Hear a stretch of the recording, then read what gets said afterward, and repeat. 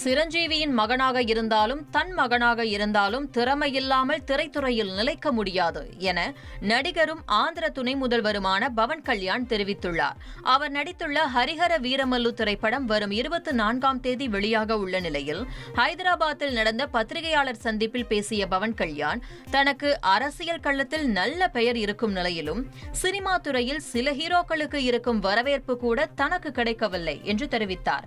காரணம், தன் முழு கவனமும் சினிமாவில் இல்லை என்றும் சமூக நலன் மற்றும் அரசியலுக்குத்தான் முக்கியத்துவம் கொடுப்பதாகவும் அவர் குறிப்பிட்டார். சிவகங்கை மாவட்டம் திருப்பத்தூரில் நடைபெற்ற அகில இந்திய அளவிலான பெண்கள் கபடி போட்டியில் குஜராத் அணி வெற்றி பெற்றது.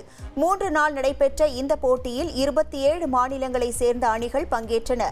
6வது ஆண்டாக நடைபெற்ற இந்த போட்டியை அமைச்சர் KR பெரியகருப்பன் தொடங்கி வைத்தார். இந்த போட்டியில் குஜராத் அணி வெற்றி பெற்ற நிலையில் முதல் 5 இடங்களை பிடித்த அணிகளுக்கு கேடயம் மற்றும் ரொக்க பரிசினை அமைச்சர் பெரியகருப்பன் வழங்கினார்.